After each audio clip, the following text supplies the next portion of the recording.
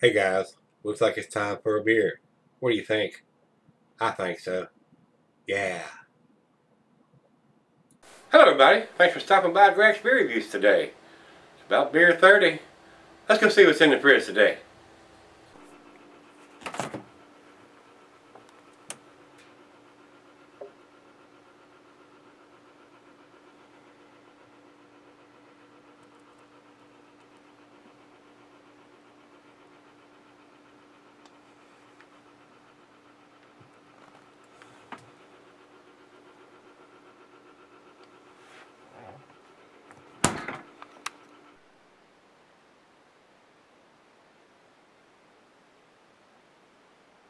Hello everybody, thanks for stopping by Gregsbeerreviews today.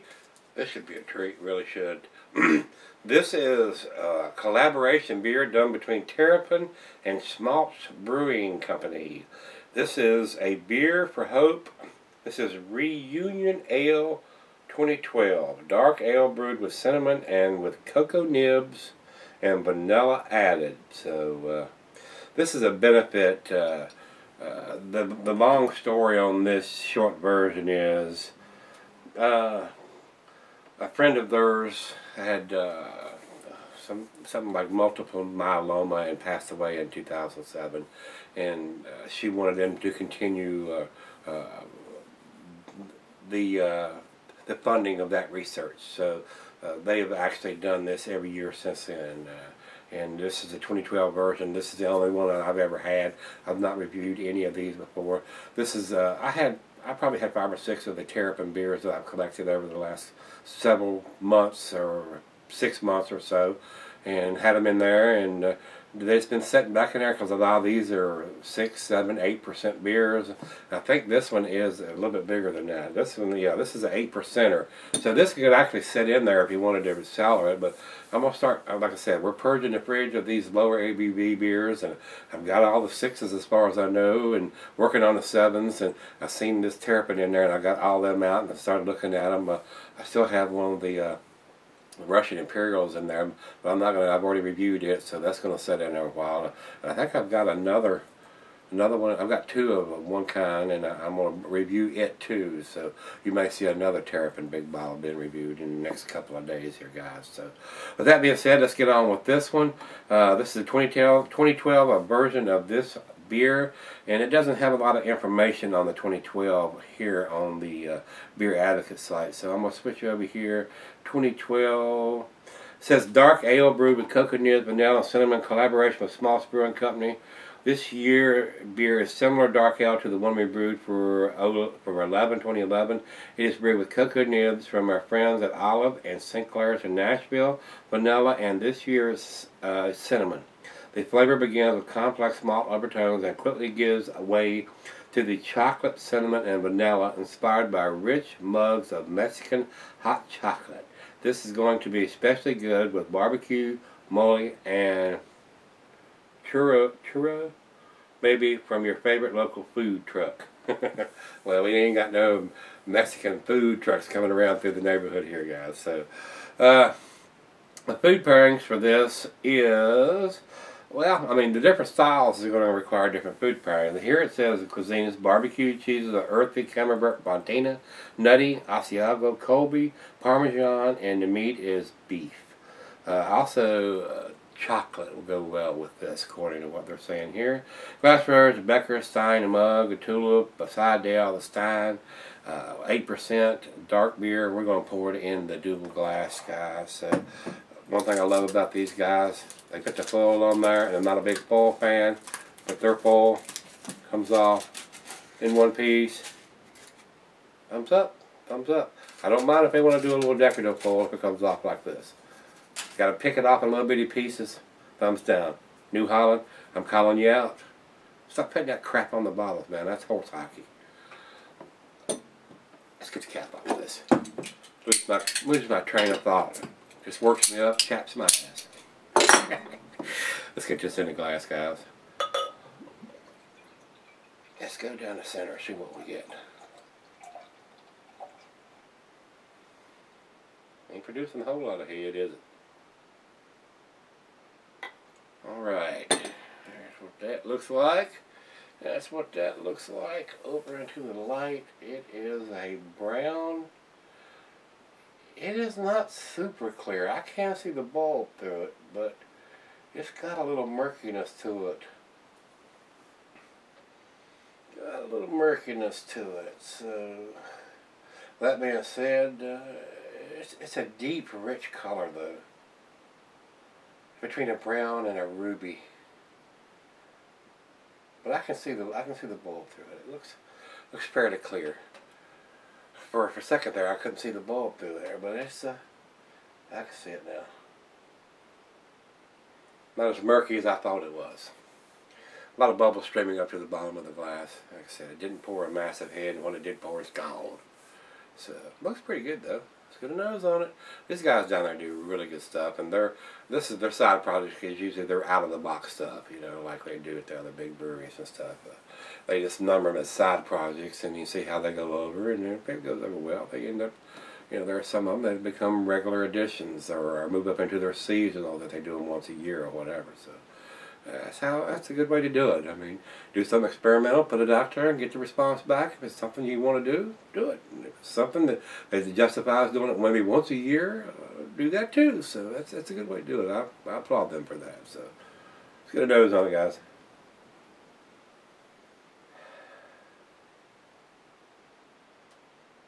Wow, that smells so rich and sweet. Caramel, toffee.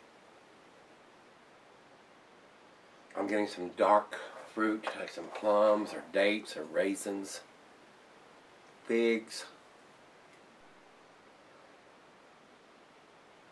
Definitely getting the cocoa from the cocoa nibs. And a hint of vanilla. I mean, it's hitting exactly like they say it is. I mean, if you add cocoa nibs and vanilla, it should smell and taste like cocoa nibs and vanilla. So, wow. Got an awesome smell, guys. Very nice. Cheers, everybody.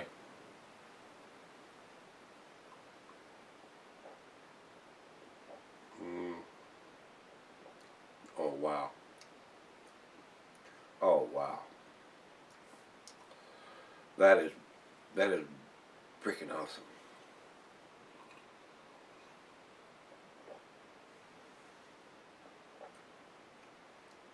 That is awesome.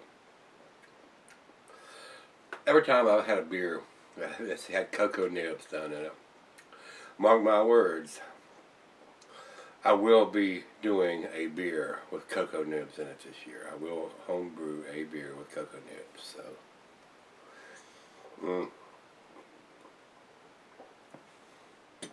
that's so nice. Cocoa nibs, chocolate, vanilla, some darker fruit. It's got a wonderful balance between the chocolate and the hops.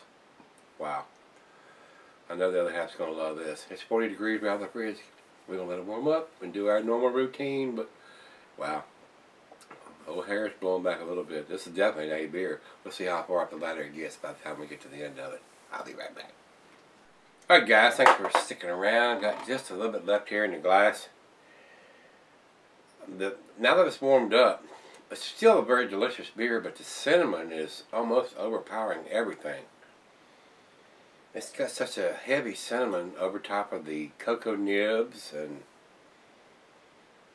well, it's still good though. It's still a really good beer. I am enjoying this. Anything that's got cocoa nibs in it is awesome to me. So, and the vanilla, but the cinnamon is just, now that it's warmed up, the cinnamon is really standing out. It's pretty damn tasty though. Final chug.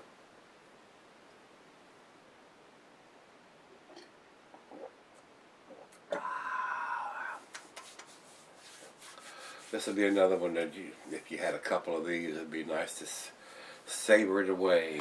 Maybe the cinnamon would die down over time. So like I said, this is a collaboration between them and Smaltz Brewing. So not really been super impressed with Smaltz and stuff, and that may be because I've been getting it stale or old or whatever. So we're going to pay closer attention to that stuff this year, guys. If it ain't got a date on the bottle, or it's got some kind of funky code and I don't know that it's fresh, or they don't know who I'm buying it from is fresh, we're not going to buy it. We're not going to load the refrigerator up with beers that are old and outdated.